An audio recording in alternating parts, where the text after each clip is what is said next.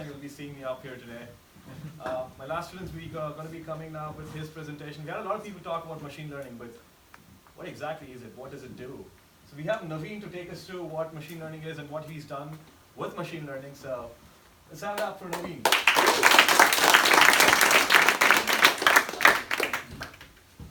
So hi, my name is Naveen. I'm a rising senior at Washington High School. So the first couple of days of BlueStamp, I spent some time doing my starter project. And my starter project was a TV gone remote.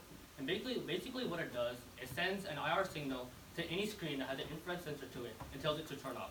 Have you guys ever watched those YouTube videos where there's like a funny prankster, where like behind the screen, for example, there's like a bunch of people watching like a sports game, and like behind the screen like turns it off, and everyone's like, oh my god, what happened? Why's the screen off all of a sudden, right? Yeah, it's basically that. And so the reason why I chose the project was because I wanted to like try it out and see if it works. And yeah, it was pretty cool. So now moving on to my main project, the project that I did was the object detection using machine learning that also uses a Raspberry Pi. So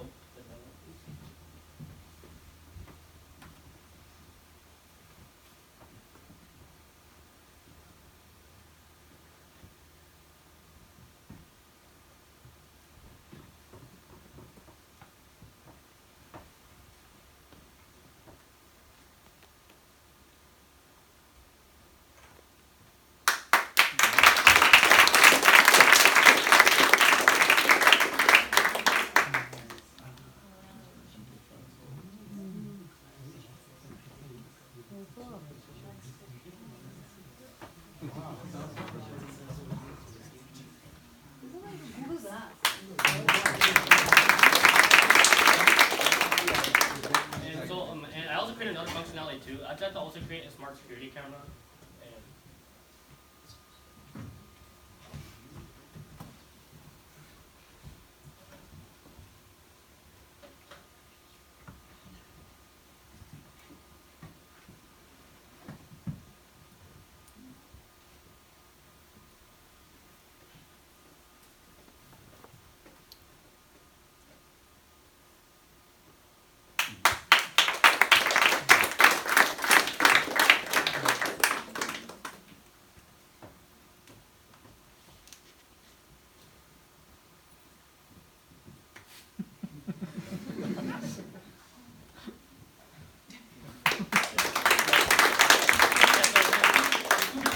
That I had was number one, using a Google Coral to accelerate the performance of the object detection.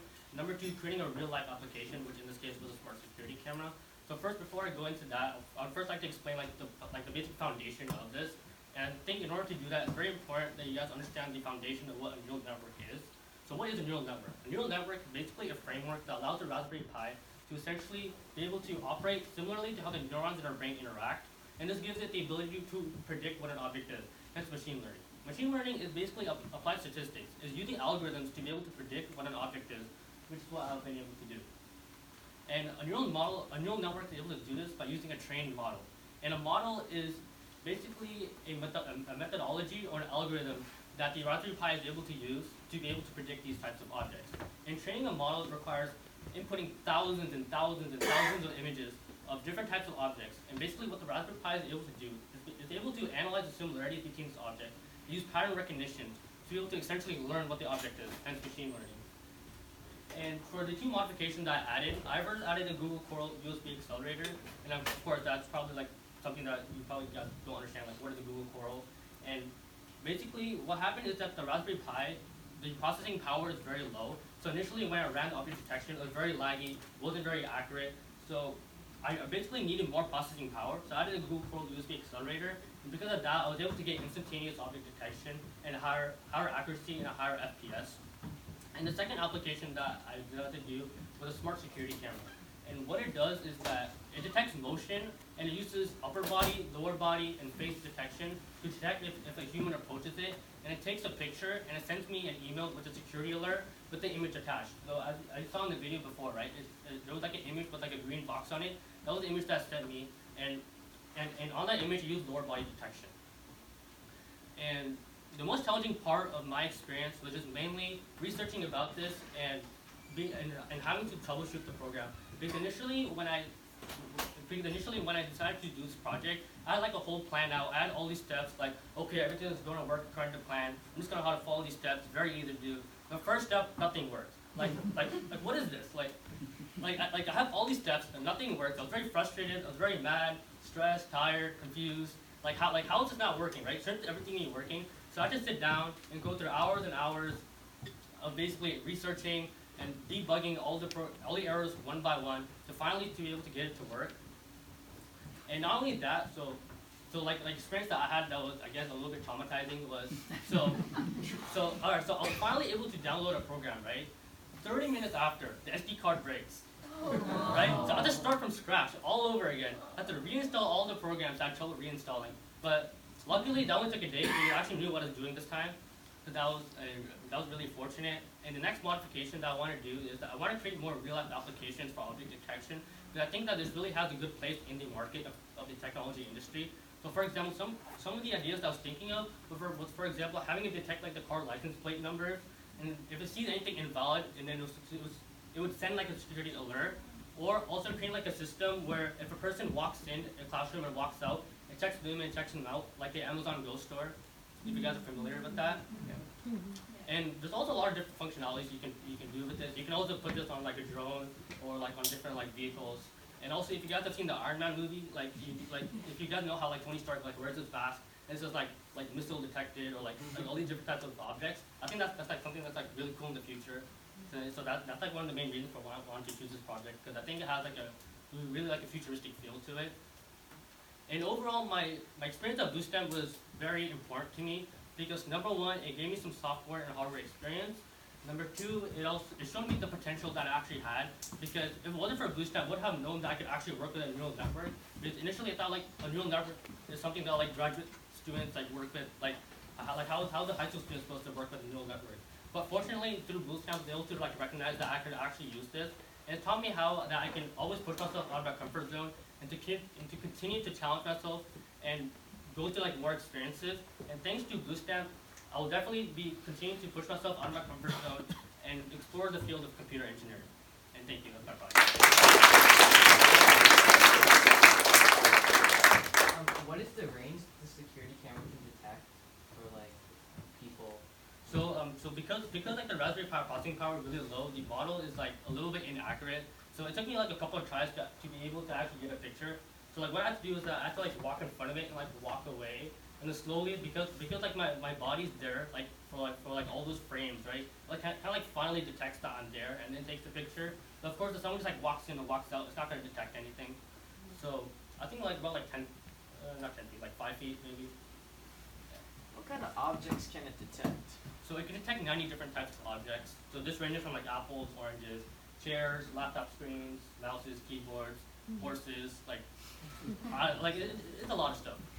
Did you have to give a fair amount of data to train it to find those Yeah, objects? so the model that I actually used was pre-trained because I was kind of more focused on like creating different functionalities rather than just like creating like the base foundation. Have you thought about using Google's TensorFlow for this? Yeah, so I actually did use Google TensorFlow. And TensorFlow is, if you guys don't know, TensorFlow is an open source library with all the machine learning modules on it, and I was basically able to access those modules to be able to use this project. Do you have any ideas on how you're going to solve that issue where it's not able to detect it when you walk by very quickly? Like, what's the solution? What could be a possible solution for that? So the solution is, again, using the Google Chrome. I didn't use the Google Chrome for that because initially I tried, but for some reason, it wasn't putting the bounding boxes like the green box you saw in the image. It wasn't putting that for some reason, so I had to opt out for using the model that wasn't as accurate. But in the future, I hope that I can investigate this issue and try to actually use the Google Chrome, and I think that would get me better results. So when you're making your smart camera, why do you use like a lower body versus upper body versus? Okay, so the smart security camera was designed to only detect humans. It wouldn't detect like a cow or a dog walking by. So because of that, I wanted to like detect like a whole person. So I use face detection, upper body detection, and lower body detection. And those numbers by the boxes or whatever, is that like the percentage of accuracy? So that's a probability. So it was running through the algorithm, and then it was comparing it to the data set to see like what is the chance that object is, like for example, if it was like shining at like an apple, right? It was running through the algorithm in the real number, and it was spitting out a percentage of the probability that the object is like an apple, right? And that was the numbers that I was showing, like 97%, 67%. So you have to set a threshold for that recognition, so what? I'm not sure I want to get too technical, but I'll try anyways. So a neural network is comprised of an input layer, a hidden layer, and then an output layer. So the input layers have like all these different parameters. So when you shine on an object, right, when the object fulfills the parameter, it goes to the hidden layer, and that's where all the algorithms are. So then it goes through like the minimizing error function, all the algorithms to be able to determine the probability, and then in the output layer it spits out the probability and determines the object. So just a very quick follow-up on that question. Like, so what is the threshold? What percentage does it show? Will start showing the boxes. So the boxes, so the threshold, not the percentage. So what it does is that it compares it against like a lot of different objects that it thinks it could be, but then it chooses the one with the highest power percentage. So for example, if I once again shine it at the apple, right? You can say apple like 56%, but then it could also say car, but then that's 2%, right? So then it chooses the one with the higher probability. So your model is installed on the Raspberry Pi? Sorry. Like you're using a Raspberry Pi for this? Yeah, using a Raspberry Pi. And the model is installed on that? Yeah, I'm also installed on this. How much memory does the model take? How much memory is it taking? Oh, the memory? It wasn't that much memory, but it took me 40 minutes to install. So. I mean, that seemed like a lot of things you can recognize. Yeah, and the reason for why it was like instantaneous was again because the Google Coral used the accelerator. It wasn't just the Raspberry Pi alone. I had something that would help the Raspberry Pi to be able to process it. Yeah, so the memory wasn't exactly a problem. Is there a way to limit the type of object you want to identify? Yeah. Instead of like opening it up for everything? It was trying to process too many things, so whatever was inside, right? Mm-hmm. Yeah, so the data set that I was using had 90 different objects, but of course I can just create a data set with one object, right? So they like can only detect like a human or like whatever object. Okay. Do you plan to use the Google API? Set it over the cloud? Oh, the Google Cloud API? Yeah, I was planning on using that. I was trying to research. I was like researching that, but I wasn't exactly sure how to use that. But then I came across the Google Coral USB accelerator, which I thought would be more interesting to use. So these 90 models you downloaded from somewhere and just yeah, so what I did was that in TensorFlow, so the model I used is called the MobileNet SSD model. So I was able to download that model, and in that model I had a data set of 90 different objects. Sorry, another model question. So, does the Raspberry Pi have a way of running a model? I'm sorry. Yeah, you so said you installed it, so I was just curious. Yeah, it's fine. So, so the Raspberry Pi processing power, because it's running a neural network, right? It causes the object detection to be very laggy, very slow. So I didn't have a video of it, but like when I was waving across the classroom, right? It would be at like a 0.8 FPS, right? Which is extremely low. The accuracy, like it was detecting humans and dogs, right? It wasn't very good, and that was because again of the processing power. It just wasn't enough. So that's why I had to use the Google Coral, which lends it the processing power. All right, thank you.